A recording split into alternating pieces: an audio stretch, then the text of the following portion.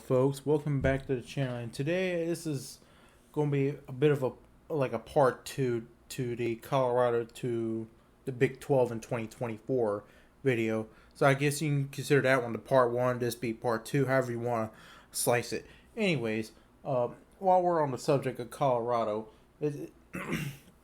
first, it's a great move for Colorado to move to the Big 12 to give them more stability and give them more money as a university, and it allows them to reunite with their old Big 12 friends back in the day.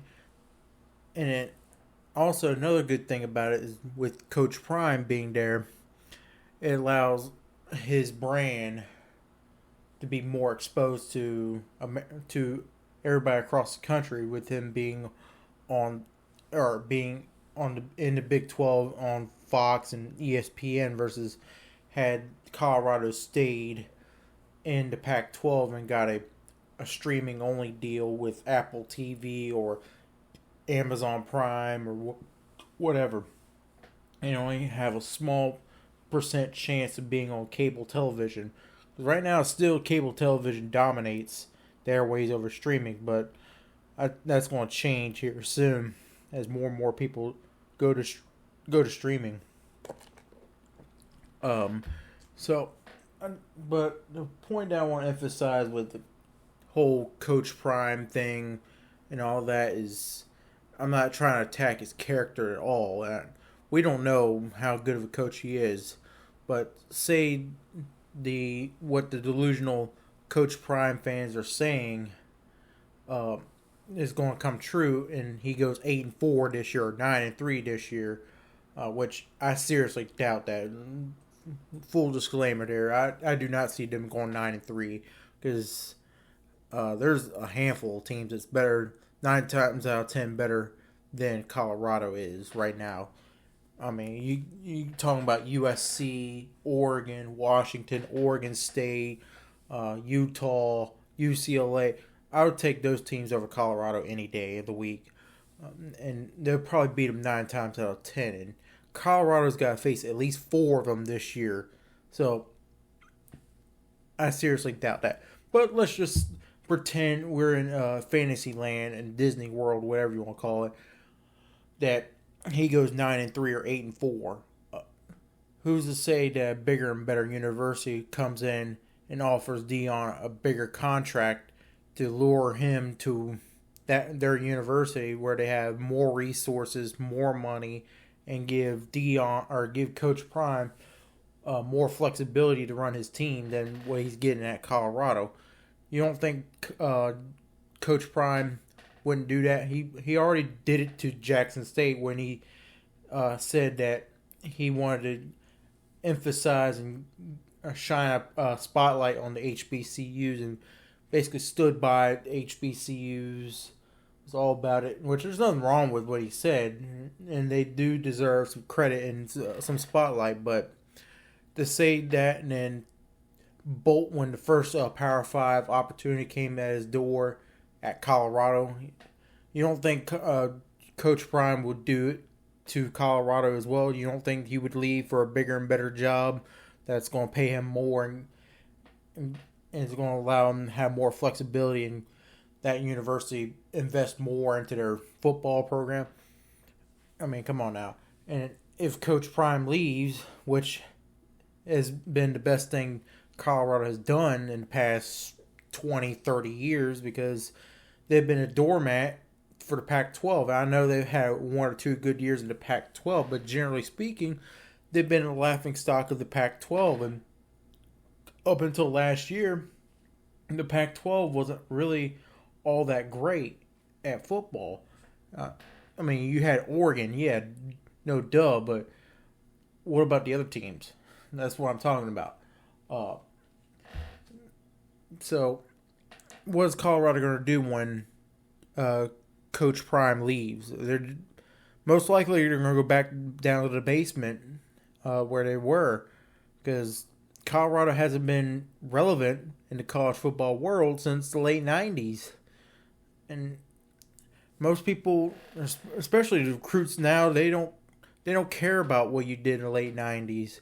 They care about what you did now, or what have you done for me lately. That's why I don't I don't understand why Miami fans just chant about, oh, Ed Reed, 5 rings. Like, the recruits now don't care about that. But that's just another tangent. Anyways,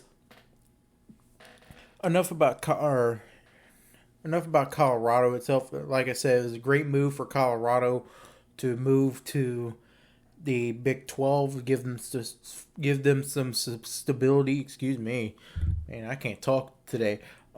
Some stability and gives them more money. Now let's focus on the attention on the Pac-12 and what they're gonna do, because I could tell you right now, the Pac-12 needs to be on the phone right now. Not wait until tomorrow, not next week, not even wait until after you had breakfast.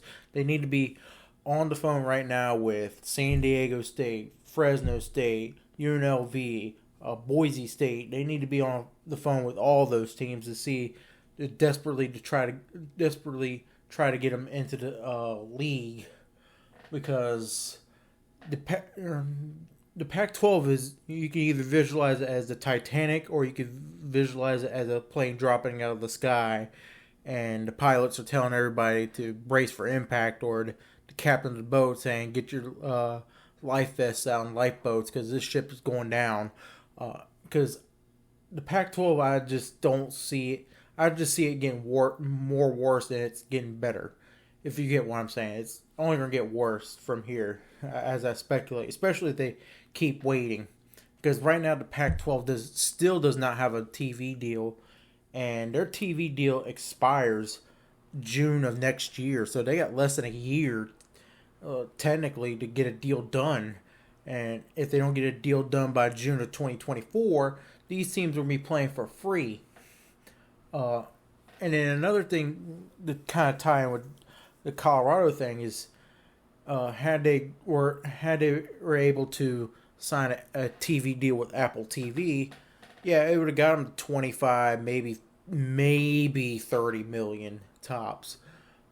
With Apple TV, and because Amazon wanted a game on Friday night, and then ESPN wanted a game on the 10:30 Eastern slot for the Saturday night games to give them the late night window.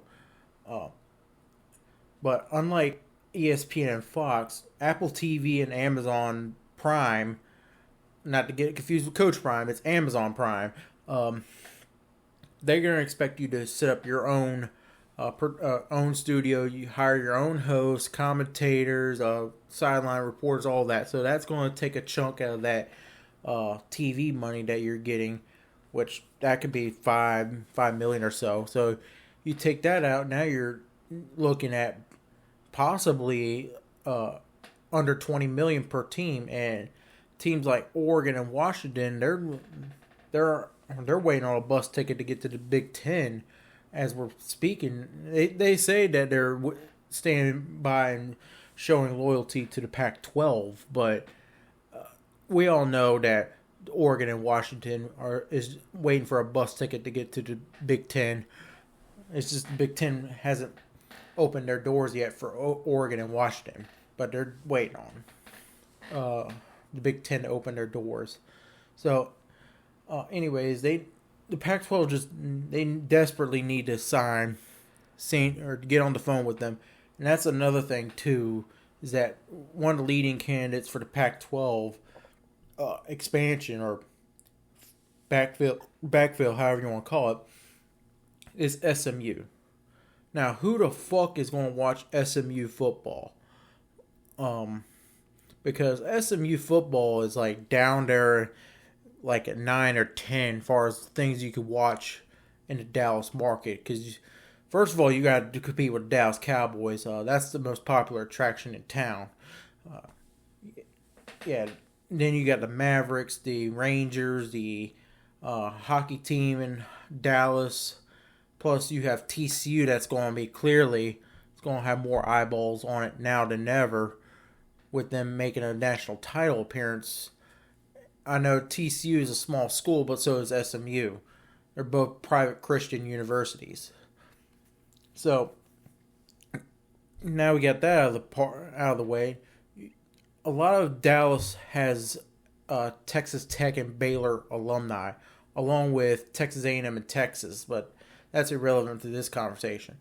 Uh, those those alumni are going to be watching their own teams play. You know, your Texas Techs, your Baylor's, and all that.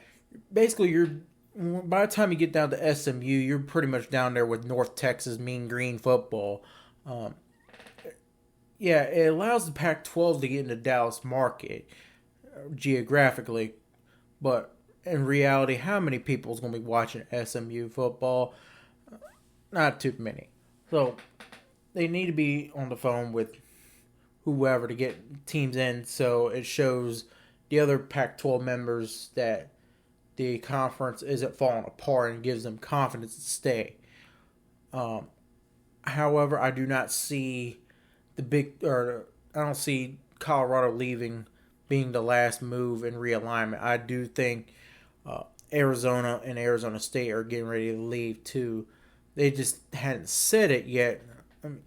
In fact, Arizona is more anxious than Arizona State to make a move out of the Pac-12. They just don't want to say nothing that would make them look like they're disloyal to the Pac-12 and tarnish their reputation and make them look bad for for when they apply for the Big 12. Because if if Arizona and Arizona State basically said go kiss my ass, Pac-12, then what does that say to the Big 12? And if let's just say Arizona State were to ever leave the Big 12, it would just leave a bad image for them.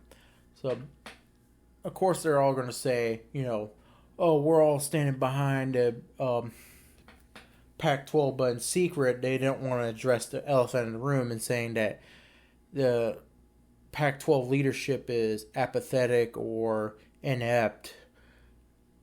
And finally, Colorado had enough balls to say, you know what, you can go kiss my ass, Pac-12. We're leaving. We're going to the Big 12. And it may inspire other teams and give them some confidence to leave as well, such as Arizona and Arizona State. Now, there's nothing legally bounding the Arizona schools together as far as them both have to be in the same conference, but they don't.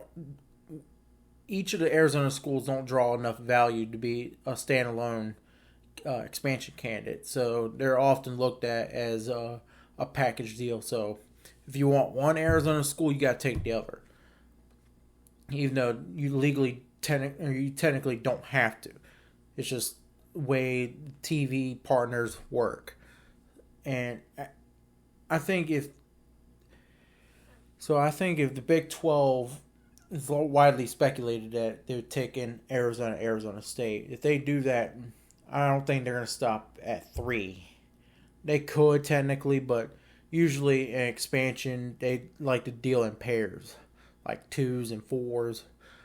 So as far as a 4th candidate, it's speculated they would go after San Diego State, but however, when they signed their deal with ESPN and Fox, more specifically with ESPN told them that they would trip a escalation clause in their TV deal where the Big 12 can get more money in their distribution if they add Power 5 members. So if they add Colorado, Arizona State, the Big 12 can go back to the negotiation table and ask for more money from ESPN. However, if they take in a San Diego State, they wouldn't be able to do that because San Diego State is coming from the Mountain West. Another speculation, the reason San Diego State, Oregon State, and Washington State is being thrown around is because Brett Yormark has come out publicly, said he wants to look for a team in the Pacific time zone, meaning he wants to have the Big 12 in all 4 time zones. So that's why the whole speculation of the Arizona schools, the San Diego State, and all that, because the Arizona in Arizona law, they do not observe daylight savings time. So some or certain times of the year during Mountain Time, and other times of the year during Pacific Time. It just depends on the daylight savings occasion. So that's kind of another speculation. That and Brett Yormark wants to bolster his Big 12 basketball brand. That's why there's some rumors and speculation that the Big 12 is in discussions with Gonzaga and UConn to bring them into the Big 12. Gonzaga, I could somewhat see that, but UConn, no, I don't buy that, because UConn would be essentially on an island if they did add them in their basketball conference. But I'm going off a tangent about that. So the whole point about the Pac-12 is they need to be making phone calls to these group of 5 teams to try to salvage the Pac-12 conference before it suffers a untimely death and be buried at the cemetery. So, and another speculation that expansion candidate is Utah, but when Utah was asked about this, Utah said that they're pretty much ride or die Pac-12, meaning they're willing to go down on the ship of the Titanic with the Pac-12. Now, I think that tone will change once some of the schools leave, and they're going to be looking for a life preserver like West Virginia did when the Big East was falling apart. Fortunately, the Big 12 threw out that life preserver and saved West Virginia from being forced to go into a group of 5 conference. And I think Utah might be in that same position too, where they're going to wait until the last minute and hope the Big 12 comes to rescue them and bring them in their conference, be reunited with BYU, their in-state rival. It may or may not work. We just have to find out. So anyways, if you enjoyed the content, like and subscribe to the content. I try to post out videos every day of new content. So anyways, thank you for watching, and I'll see you next time.